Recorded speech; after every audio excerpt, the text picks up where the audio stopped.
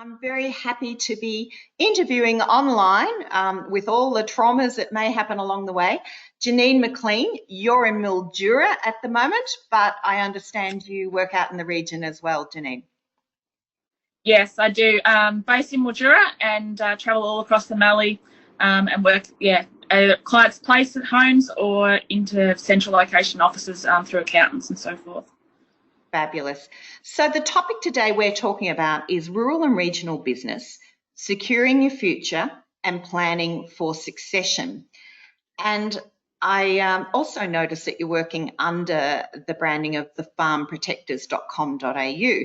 But first, tell me a little bit about yourself. Why are you in this space? And you're living in regional Victoria, so. Yeah, so I've grown up in Patchewallick on a farm. So I was lucky enough to have 4 older brothers, which is always a joy on a farm. And my brothers still farm that. 2 of them still farm that today. But I suppose with being an advisor in succession planning, my father passed away when I was 8. So my oldest brother was 21 and him and mum took over running the farm. And quite frequently, these accidents or illnesses occur and we plan for the long term, but fate or whatever it is seems to be able to poke its face in occasionally, and the plans that you have in place just can't come to fruition, so you have to adapt and change. Wow, that's a pretty personal reasoning for doing what you're doing. So you're a financial advisor. What sort of training did you have to do to get into that field? Yeah, so I started in a regional firm just as a client administrator, working and doing all the back office work, then moved into what we call a paraplanner. So in that role, we're actually doing all the strategy. So the advisor will go out and see the client, come back, bring all the information in.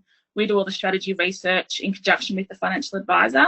And then I've also gone on and studied further, done my diploma in financial services, and I'm continuing to study now with the outcome of the Royal Commission to become a financial advisor, and have been servicing my own clients for the last 18 months. Great. And you obviously still like living in the region. You haven't been tempted to move to a big city somewhere?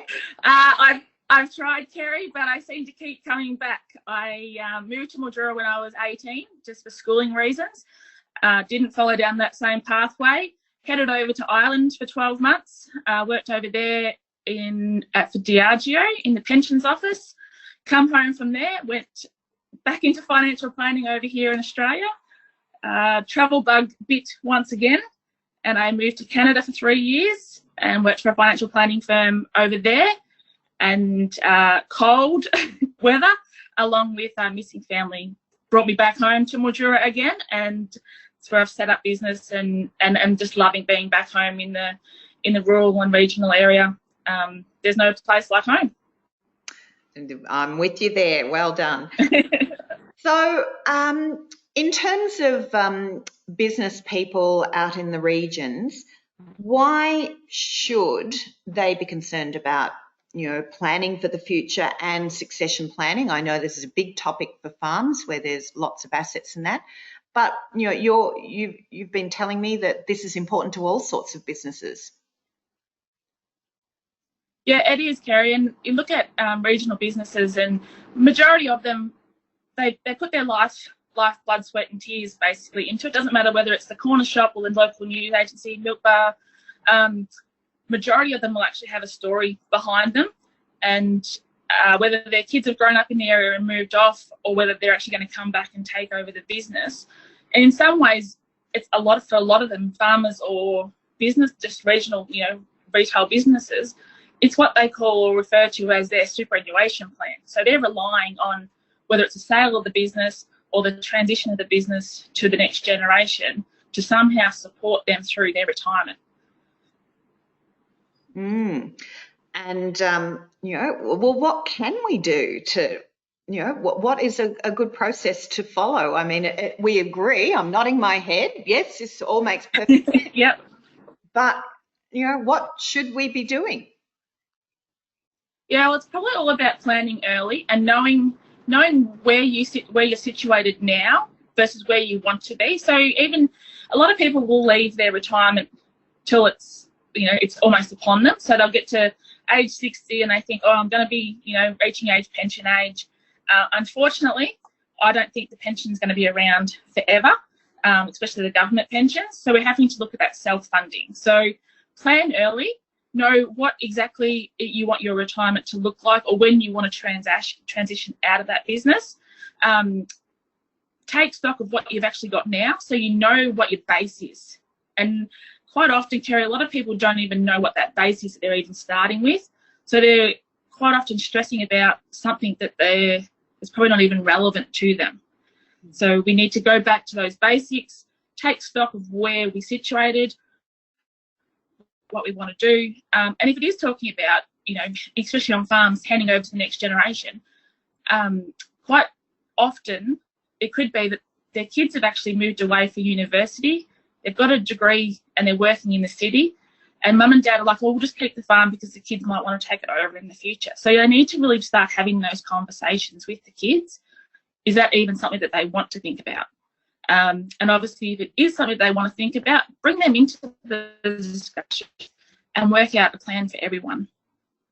Having interviewed many businesses over the past 5 years or so, I have to say the very savvy people have talked about they've had those conversations with their kids. And not everybody wants to be involved in the business, but if it's a high value business, you know, it's about how do you plan for that. And I think from the next generation, that understanding at what point they can actually take over and step up, that's a bit of a tension point I see in a lot of businesses around me, and full marks to those that actually have those discussions, plan it out and are clear. I think, you know, it all comes down to communication, doesn't it? Yeah.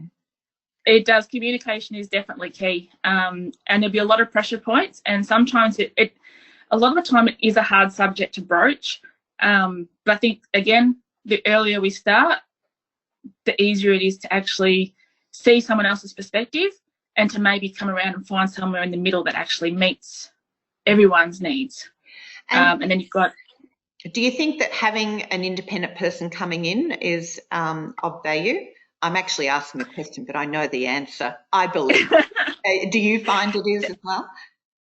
Definitely, yeah. And like, for a full succession plan to really fall into place and to work really well, we actually would recommend bringing in not only an advisor that can help, because obviously we can advise on certain areas and different aspects, but also bringing in the accountant and the solicitor, because obviously you're covering off all bases, and you've still got to do your wills and your power of attorneys and have the legal documents right. You still got to think about your accounting side of things, and then obviously as a financial planner we can work on the structures. If there's outside superannuation assets, we can look at that, and especially if there's younger generation coming in and taking on some debts, then we can look at how do we protect them through the use of personal insurances and so forth. So what's the downside for those that don't consider all these things? You know, what would the outcome look like? What's the worst case scenario that you've seen or observed for those that don't? How long's a piece of string? No. Look, unfortunately, death and money can bring out the worst in a lot of people. So you've got if it's happening upon death, you've got infighting. There's no clear instructions on what's supposed to happen.